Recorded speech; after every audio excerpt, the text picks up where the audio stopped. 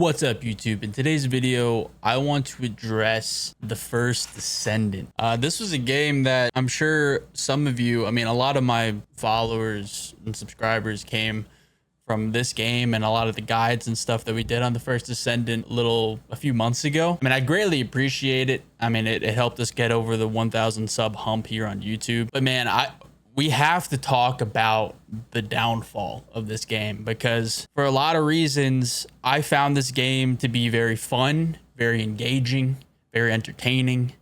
And I know a lot of other people did too, but I struggle to get on and continue the grind that I once enjoyed thoroughly. And I think there's a lot of reasons. There's a lot of reasons for me not playing as much anymore, if at all, really.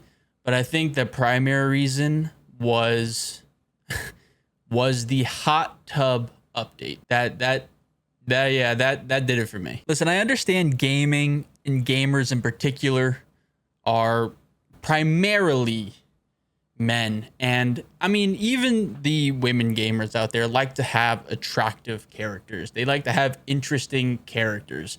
You have your Lara Crofts, you have your Master Chiefs, you have your John Elden Rings. Even look at Claire Obscure Expedition 33. Those were all very attractive characters. I'm not saying that games don't need attractive characters. I think everybody appreciates the fact that there are attractive, interesting characters in video games. That's why we get them. That's one big factor why people enjoy certain games. Baldur's Gate 3 was another great example of that. Character customization in games wouldn't even be a thing if it wasn't important for us to be able to build characters and ideal versions of ourselves, or just something that, is either cool, goofy, whatever. Ultimately, you want cool characters. You want good looking characters. You want cool characters. And what the First Descendant did, imagine a scale. You have a balance. You have, in terms of content for a video game, you have on one side, you have the goon. You have the gooner materials.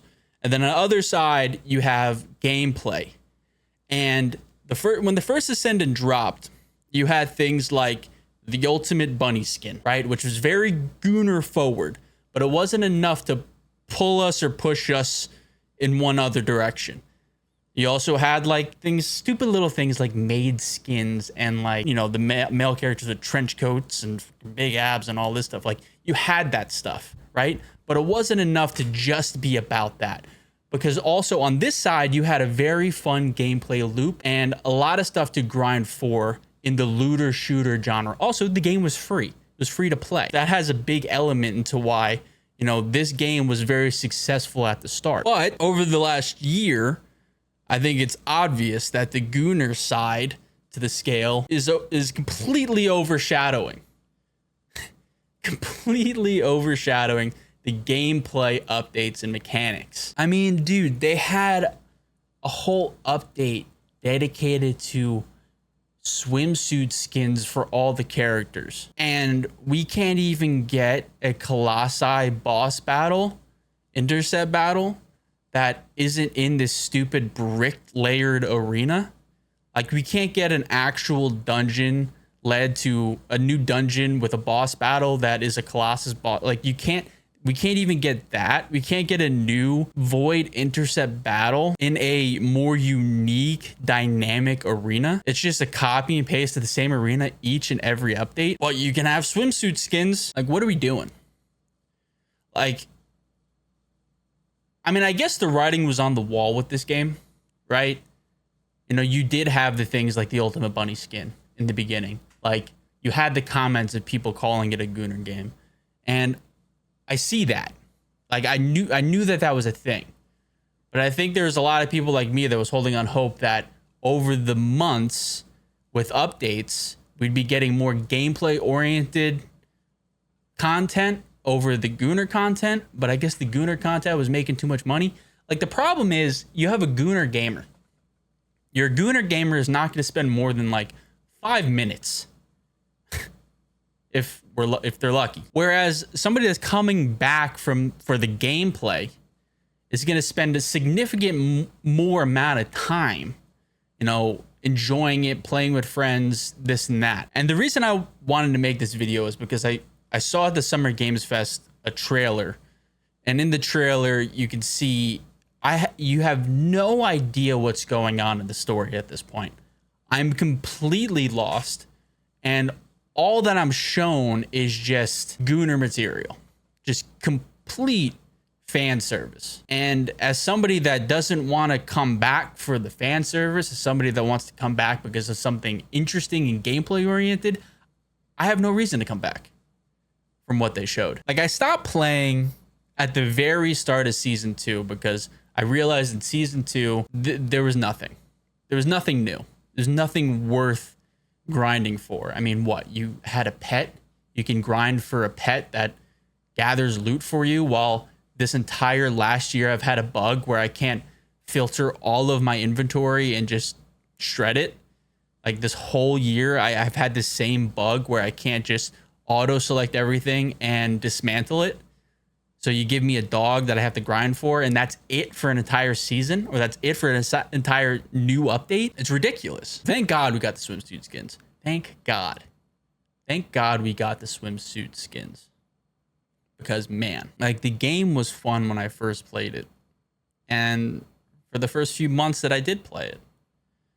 And I think what I'm trying to say is that, and I feel like I'm not the only one in this either. I feel like there's a lot of people either in this community or just in the gaming space in general that have no interest in playing a game like this for a long time. But the reason we wanted to be able to play a game like this for a long time is because I'm not like a lot of other creators out there that seem to have this disdain for live service games. I do genuinely believe that what every one of us wants in a game, in a live service game, or just any game, is it to be a good live service game. I think we all want that game to come along that is maintained, that has cool, obtainable, you know, either skins in a shop, which you can buy to help support the game, but ultimately, back to the scale, the gameplay elements to content takes a front seat over the Gooner and store related items. Like, I understand these developers and distributors and whatever wanting to push live service games because of how profitable they are, and I'm fine with that. I'm cool with a game being profitable. You know, I'm not opposed to spending some money on a cool skin that I think is dope, as long as the game hooks me and has constant updates that really do elevate the game further. And I'm not saying that we want, or I want, a new, you know, MMORPG, you know, like a World of Warcraft or a RuneScape. You know, a new one would be cool. You know, a new one would be sick if there was one to that caliber that sort of just takes the world by storm. You know, that'd be sick. But honestly, I feel like the reason why I was so drawn to the First Descendant, and a lot of the people that watch my videos were drawn to the First Descendant originally, was because of the fact that it was a looter shooter. And it was a massive multiplayer online looter shooter. And it's weird because the First Descendant is a free game, and all these updates that you get moving forward are free. And you can say that the money that is spent in the stores attribute to the developers being able to put in more content into the game, you know, for free, which is, you know, free is great.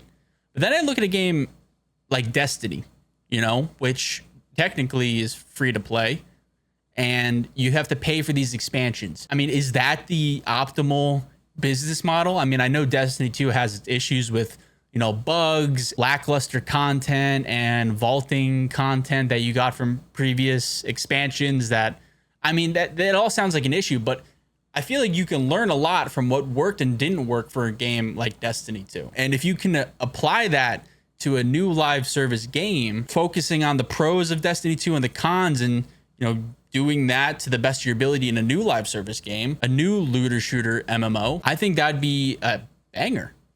I think that would be a massive hit. And I think that there's a lot of people that feel the same way. I had a lot of hopes for the First Descendant. I mean, I do appreciate the 291 hours of time that I had with the game. It was fun. I mean, that's a lot of time. You know, it's a lot of time. So I can't say that, you know, I definitely didn't get my money's worth in a way, or my fun worth, because I enjoyed it. But man, it does suck because the game is still out there. It still exists. I wish I was still a fan of it. I wish I was still playing it. I wish it was good enough for me to continue playing. But the fan service is just too much. It's just too much, man. I can't get over the fact that there are just body parts all over my screen at all times now. You know, when I'm trying to just play a video game. I don't know, bro. I'm just rambling at this point. I just wanted to let everybody know why I'm not posting First Descendant content anymore. But there are a lot of games that are fun, and I hope you guys will stick around with me and experience these other games like the finals, Arc Raiders when it comes out. Nobody liked my Elden Ring Night Rain videos, but that's fine. I thought they were pretty good. But at the end of the day, that's a fun game. Elden Ring Night Rain's a fun game. It's a lot of fun. I wish that was live service. I mean, they did have some decent updates, but I wish it was live service. You know, I wish they would, you know, have cooler skins that come out every month. You know, I wish there was a battle pass in it, low key. You know, I'd buy that. I wish they had different maps that come out every month or something. You know, new boss, new Night Lord. Like, that'd be cool.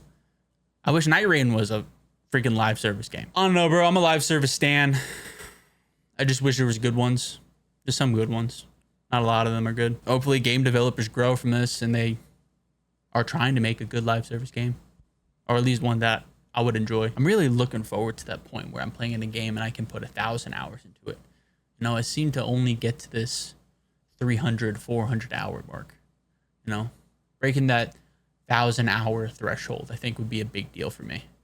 Excited for that. But I appreciate everybody for watching. If you enjoyed the video, be sure to drop a like. If you want more not First Descendant content in the future, be sure to sub to the channel. And if you really want to do me a favor, if you could like my Elden Ring Night Rain videos or something, that'd be sick.